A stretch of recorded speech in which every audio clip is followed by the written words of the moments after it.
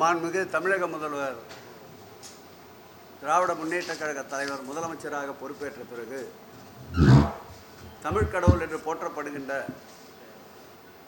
முருகர் திருக்கோயிலுக்கு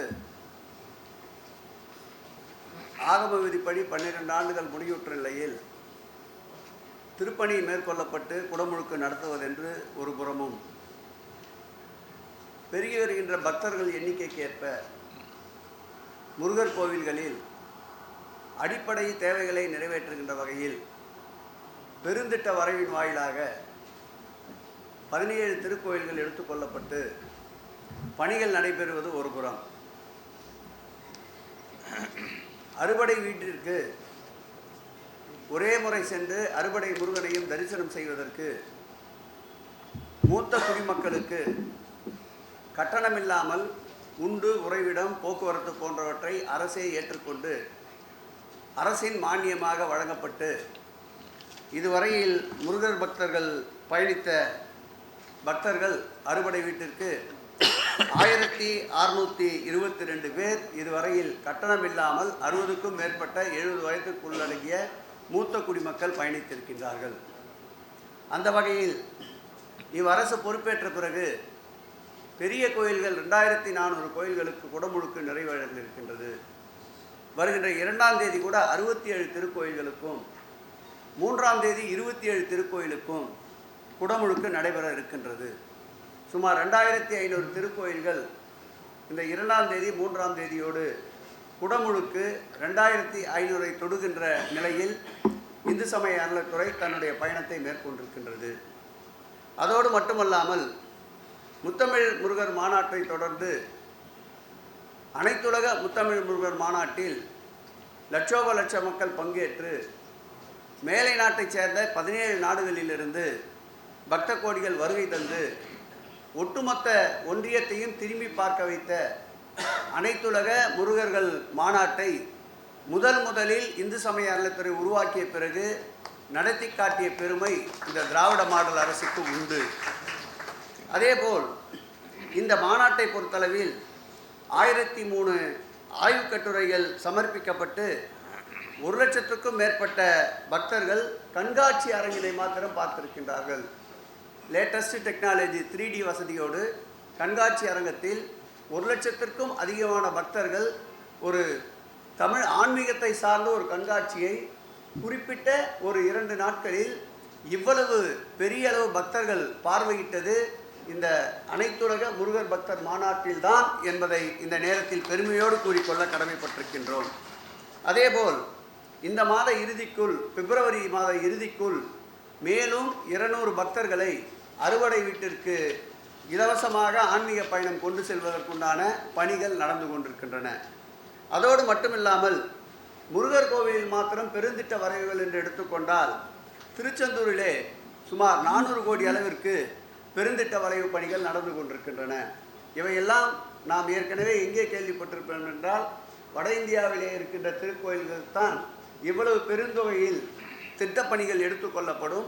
முதலாக 400 கோடி அளவிற்கு முருகர் கோவிலுக்கு திட்டப்பணிகள் எடுத்துக்கொள்ளுகின்ற ஒரு ஆட்சி உண்டென்றால் அது இந்த ஆட்சியில்தான், இந்த முதல்வருக்குத்தான் அந்த பெருமையை சாரும். அதேபோல் அருள்மிகு பழனி தண்டாயுதபாணி சாமி திருக்கோயிலில் அன்னை தமிழ் அர்ச்சனை என்பதை நடத்தி காட்டி குடமுழுக்கையும் சிறப்பாக நடத்திய ஆட்சி திராவிட மாடல் ஆட்சி. திருச்செந்தூர் பழனியில் மாத்திரம் சுமார் 240 கோடி ரூபாய் செலவில் பெருந்திட்ட வரைவு உருவாக்கப்பட்டிருக்கின்றது.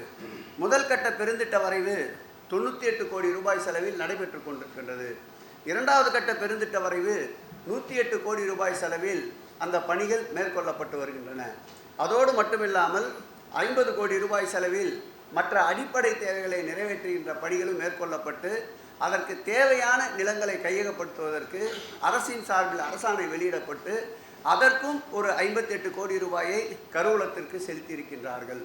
அதேபோல் திருத்தணி அருள்மிகு சுப்பிரமணிய சாமி திருக்கோயிலை எடுத்துக்கொண்டால் ஒரு பெருந்திட்ட வரைவு திட்டங்கள் ஏற்கனவே ஒரு பகுதி நடைபெற்று கொண்டிருக்கின்றது. 2வது பகுதியாக 100 கோடி ரூபாயில் 2வது பெருந்திட்ட வரைவு பணி மேற்கொள்ளப்பட இருக்கின்றது. திருத்தணி அருள்மிகு தணிகை முருகனுக்கு மாத்திரம் 183 கோடி ரூபாய் செலவில் பெருந்திட்ட வளாக பணிகள் மேற்கொள்ளப்பட்டு வருகின்றன. அந்த திருக்கோயிலுக்கு ஆந்திரா, கர்நாடகா போன்ற மாநிலங்களிலிருந்து அதிக அளவு பக்தர்கள் வருவதால் மாற்றுப்பாதை அமைப்பதற்கு 45 கோடி ரூபாய் செலவில் திட்ட மதிப்பீடு தயாரித்து வருகின்றார்கள். அதிலே தனியாரிடம் இருக்கின்ற நிலையை பெறுவதற்கும், இந்து சமய அறநிலையத்துறையின் சார்பில் இருக்கின்ற நிலங்களை வழங்குவதற்கும், பொதுப்பணித்துறையின் சார்பில் இருக்கின்ற நிலங்களை வழங்குவதற்கும், அதேபோல் நம்முடைய ஃபாரஸ்ட் டிபார்ட்மெண்ட் சார்பில் இருக்கின்ற நிலங்களை வழங்குவதற்கும், முக்கியமான இந்த நிலங்களை எடுப்பதற்குண்டான பணிகளை நம்முடைய செயலாளர் அன்பிற்கினிய சந்திரமோகன், நம்முடைய ஆணையாளர் நம்முடைய ஸ்ரீதர், நம்முடைய கூடுதல் ஆணையாளர் சுகுமார் அவர்கள் இந்த பணியை தினந்தோறும் ஆய்வு செய்து பணியுடைய முன்னேற்றத்தை அந்த திருக்கோயிலுடைய அறங்காவல் குழு தலைவர் ஸ்ரீதர் ஆகியோர்கள் ஏற்பாடு செய்து வருகின்றார்கள். அதேபோல் அருள்மிகு சுப்பிரமணிய சுவாமி திருக்கோயிலை எடுத்துக்கொண்டால் தற்போது 24 கோடியே 80 லட்சம் ரூபாய் செலவில் திருப்பணிகள் மேற்கொள்ளப்பட்டு வருகின்றன. அதிலும் பெருந்திட்ட வரைவிற்கென்று 30 கோடி ரூபாயில் பெருந்திட்ட வரைவிற்குண்டான பணிகள் மேற்கொள்ளப்பட்டு வருகின்றன. உலகமே அதிசயிக்கின்ற வகையில் முருகப்பெருமானுக்கு மிக உயர்ந்த கருங்கல்லாலான ஒரு முருகர் சிலையை மருதமலையில் நிறுவ மாண்புமிகு முதலமைச்சர் அவர்கள் உத்தரவிட்டிருக்கின்றார், அனுமதி வழங்கியிருக்கின்றார் என்ற மகிழ்ச்சியையும் உங்களோடு பகிர்ந்து கொள்கிறோம். அதேபோல் சிறுவாபுரி முருகன் திருக்கோயில் வரலாறு காணாத அளவிற்கு செவ்வாய்க்கிழமைகளில் கூட்டம் அதிகரித்து வருகின்றது. போக்குவரத்து நெரிசல் ஏற்படுகின்றது.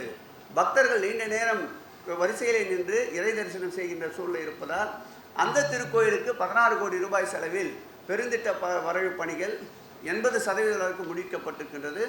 கூடுதலாக இன்னொரு 15 கோடி ரூபாய் செலவில் பெருந்தில வட்ட தயாரிக்கப்படுகின்றது. அந்த சாலையையும் அகலப்படுத்துவதற்கும் மாற்று சாலையை ஏற்படுத்துவதற்கும் 50 கோடி ரூபாய் செலவில் பொதுப்பணித்துறையும் இந்து சமய அறநிலையத்துறையும் ஒருங்கிணைந்து அந்த பணிகளையும் மேற்கொண்டு வருகின்றோம். குமரவயலூர் திருக்கோயில் வருகின்ற 19ஆம் தேதி குடமுழுக்கு நடைபெற இருக்கின்றது. அந்த திருக்கோயிலுக்கு நான் அமைச்சராக பொறுப்பேற்ற பிறகு மாண்புமிகு முதல்வருடைய உத்தரவின்படி அந்த திருக்கோயிலுக்கு சென்றபோது முன்புற மடங்கள் எல்லாம் சிதலமடைந்து கிடந்தன. அந்த பணிகளை மேற்கொண்டு இன்றைக்கு அந்த பணிகள் முழுமையாக நிறைவேற்றப்பட்டு வருகின்ற 19ஆம் தேதி நம்முடைய வயலூர் முருகனுக்கு மகிழ்ச்சியோடு கும்பாபிஷேகம் நடைபெற இருக்கின்றது. அங்கேயும் பெருந்திட்ட வளாக பணிகள் 30 கோடி ரூபாய் செலவிலே மேற்கொள்ளப்பட இருக்கின்றது. அதேபோல் காந்தல், அதற்கும் நேரடியாக ஆய்வுக்கு சென்றிருந்தோம். அது சிறப்புமிக்க சுற்றுலாத்தலமாகவும் இருக்கின்றது. முருகனுக்கு அங்கேயும் ஒரு 40 அடி உயரத்தில் சிலை அமைக்கப்பட்டிருக்கின்றது. அந்த சிலையையும் மீண்டும் புறணமைத்து நல்ல முறையில் பராமரிப்பதற்கு உத்தரவிடப்பட்டிருக்கின்றது. 11 கோடி ரூபாய் செலவில் அந்த திருக்கோயிலுக்கும் நாம் பெருந்திட்ட வரைவிலே பணிகளை துவக்க இருக்கின்றோம். இப்படி எண்ணிலடங்கா பணிகள், மொத்த பணிகள், ஏற்றுக்கொள்ளப்பட்டிருக்கிற பணிகள், அறுபடை வீடுகளுக்கு மாத்திரம் 275 பணிகள், சுமார் 801 கோடியே 40 லட்சம் ரூபாய் செலவில் அறுபடை வீடுகளுக்கு மாத்திரம் அதில் உள்ளடங்கிய பணிகளுக்கு இந்த அரசு செலவிடுவதற்கு, இந்து சமய அறநிலையத்துறை செலவிடுவதற்கு அனைத்து பணிகளும் முழு வேகமாக முழு வீச்சில் நடந்து கொண்டிருக்கின்றது. என்பெருமான் முருகனுக்கு, தமிழ் கடவுளுக்கு பெருமைக்கு பெருமை சேர்க்கின்ற ஆட்சிதான் திராவிட மாடல் ஆட்சி என்பதை நெஞ்சியை நிமிர்த்தி இந்த துறை சொல்லிக்கொள்வதில் மற்றற்ற மகிழ்ச்சி அடைகிறது. இதற்கு முழு அளவில் ஒத்துழைப்பு நல்கி கொண்டிருக்கின்ற எங்களுடைய ஆதினகர்த்தாக்கள், அன்றைக்கினிய போரூர் ஆதீனம், அதேபோல் சிரவை ஆதீனம், மயிலம் ஆதீனம், தொடர்ந்து எங்களுக்கு நல்லாதரவை நல்கி வந்து கொண்டிருக்கின்ற நம்முடைய குன்றக்குடி, அவர் பேர் முழுசா சொல்றார், குன்றக்குடி பொன்னம்பலால் அடிகளார் அவர்களுக்கும், சக்தி முருகனார் அவர்களுக்கும், இனிய தங்கை அன்பிற்கினிய தேசமங்கையர்கரசி அவர்களுக்கும், துறை சார்ந்த கூடுதல் ஆணையாளர்கள் நம்முடைய அன்பிற்கினிய திருமகள் அவர்களுக்கும், ஜெயப்பிரியா அவர்களுக்கும், கவிதா அவர்களுக்கும், திருப்பணிகளை மேற்கொண்டு வருகின்ற நம்முடைய ஜெயராமன் அவர்களுக்கும், நம்முடைய அன்பிற்கினிய ஸ்ரீதர் திருத்தணி குழு தலைவர் ஸ்ரீதர் அவர்களுக்கும், பழனி திருக்கோயிலை வெகு வேகமாக இறைப்பணிகளை, பக்தர்கள் தேவைகளை முடிப்பேன் என்ற சபதத்தோடு பழனி திருக்கோயில் தலைவராக பொறுப்பேற்றிருக்கின்ற பாலசுப்ரமணியம் அவர்களையும், எங்களுக்கெல்லாம் பிதாமகனாக இருந்து இந்த துறையில் சிறு சிறு தவறுகள் நடந்தாலும் அதை சுட்டிக்காட்டி, அதேபோல் துறை மீது யாரெல்லாம் இப்பொழுதெல்லாம் களங்கம் என்ற சேற்றை வாரி இறைக்கின்றார்களோ அப்பொழுதெல்லாம் அதை துடைத்தெறிந்து எங்களுக்கு உற்சாகமும் ஊக்கமும் அளித்திருக்கின்ற அருமையா சுகிசிவம் அவர்களும் எப்பொழுதும் போல் எங்களுக்கு முழுவீச்சில் முழு வேகத்தில் இந்த பணிகளை மேற்கொண்டிருக்கின்றார். இது மேலும் மேலும் இந்த பணிகள் சிறக்க எப்பொழுதும் உங்கள் ஆசீர்வாதமும் உங்கள் ஆதரவும் உங்களுடைய ஆலோசனைகளையும் பெறப்பட்டு மாண்புமிகு முதலமைச்சர் கவனத்திற்கு சென்று இதைவிட இன்னும் சிறப்பான பணிகளை மேற்கொள்ள துறை தயாராக இருக்கின்றது என்பதை மனமகிழ்ச்சியோடு தெரிவித்துக் கொள்கிறேன்.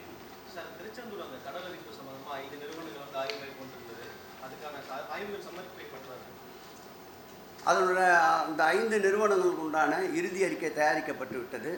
வெகு விரைவில் அது டெண்டர் கோரப்பட்டு மீன்வளத்துறையை செய்வதா அல்லது இந்து சமய அறநிலையத்துறை செய்வதா என்ற ஒரே ஒரு முடிவுக்கு தான் காத்திருக்கின்றோம். இன்னும் 2 நாட்களில் டெண்டர் கோரப்படும். திருச்செந்தூர் கோயிலில் பக்கவாட்டில் இறங்குறோம் இல்லையா, ரேம்ப் அமைச்சிருக்கோம், இப்போதைக்கு மக்கள் நடந்து போகிறதுக்காக அமைச்சிருக்கோம். ஆனால் அதில் வந்து இந்த மணல் வந்து கடல் மணல் வந்து காற்றுல வந்து படுது இல்லையா, அதன் காரணமாக அதில் வந்து மக்கள் வழிக்கு வந்து விழுறதுக்கான வாய்ப்பு வந்து அதிகமாக உருவாகி பார்த்தப்போ கூட ஒரு 2 பேர்கிட்ட அந்த நடந்து கோயில் சீக்கிரம் போகணுன்ற வேகத்தில் போகும்போது அந்த மணல் வந்து வழுக்குது. அதுக்கு வேற ஏதாவது பண்ணீங்களா? இதை யோசிச்சு நம்ம அந்த ரேம்ப் போடலையா? இது என்ன காரணத்தினால? யோசித்து ரேம்ப் போட்டதால் தான் அந்த மாற்றுத்திறனாளிகள்லாம் அந்த சைடு போக முடியுது. யோசித்து ரேம்ப் போட்டதால தான் ஒரு சில வயதான மூதாட்டிகள் வந்து கைத்தாங்கலாம் நட்டின்னு போகிறாங்க. நீங்கள் நிருபர் சொன்னதை நாங்கள் தட்டி கழிக்க விரும்பலை. இதை நம்ம இருக்கிற ஹெட் குவார்ட்டர்ஸ் ஜேசி ஃபாலோ பண்ணியிருக்காங்க. இன்னொரு அரை மணி நேரம் 1 மணி நேரத்தில் அதுக்கு எதாவது மாற்று ஏற்பாடு இருந்தாலோ இல்லை அதை இன்னும் வந்து மேம்படுத்துறதா இருந்தாலும் படித்துட்டு உங்களுக்கு தகவல் சொல்ல சொல்கிறேன். முழுமையா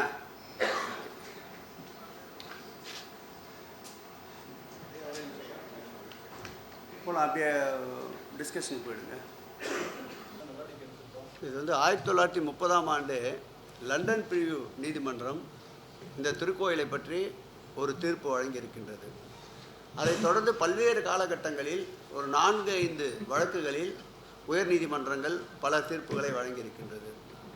தற்போது கூட இது சம்பந்தமாக நீதிமன்றத்தில் தொடர்ந்த ஒரு வழக்கில் 2 பேர் கொண்ட நீதிமன்ற அமர்வு 4ஆம் தேதிக்கு இந்த வழக்கை ஒத்தி வைத்திருக்கிறது. அரசனுடைய நிலைப்பாடை பொறுத்தளவில் எல்லோருக்கும் எல்லாம் அவரவர்கள் விரும்புகின்ற அவரவர்கள் மத சடங்குகள் முன்னோர்கள் எப்படி அதை பின்பற்றி வந்தார்களோ அதே நிலை தொடர்ந்தால் அனைவருக்கும் அமைதியான ஒரு சூழல் அமையும். இந்த ஆட்சியை பொறுத்தளவில் எந்த மதமாக இருந்தாலும் அவருடைய வழிபாட்டிற்கு முழு பாதுகாப்பும் அவர்கள் வழிபாட்டு நெறிமுறையில் முழு அமைதியும் இருக்க வேண்டும் என்று விரும்புகின்ற அரசு. ஆகவே நேற்றைக்கு முந்தைய தினம் கூட மருதமலையில் என்னை பேட்டி கண்டபோது சொன்னேன், இது வந்து பொது பிரச்சனையாக ஆக்கிவிடாதீர்கள். இதில் வந்து மதம் ஜாதி இனங்களுக்கு அப்பாற்பட்டு அனைவரும் மனிதர்கள் என்ற நிலையிலே இந்த பிரச்சனையை அணுக வேண்டும். பத்திரிகையாளரும் ஊடகவியலாளர்களும் இதை யாருக்கும் சாதகமான ஒரு சூழலில் நீங்கள் எடுத்து செல்ல வேண்டாம். மாண்புமிகு முதலமைச்சரை பொறுத்தளவில் எல்லோருக்கும் எல்லாம் என்று ஆட்சி நடத்துபவர். ஏற்கனவே என்ன நடைமுறைகள் இருந்ததோ அதன்படியே பயணித்தால் யாருக்கும் எந்த விதமான பாதிப்பும் யாருக்கும் எந்த விதமான சங்கடங்களும் ஏற்படாது. உச்ச நீதிமன்றத்தில் இந்த வழக்கு இருப்பதால் இது குறித்து மேலும் விவரமாக செல்வது அவ்வளவு சரியானதாக இருக்காது.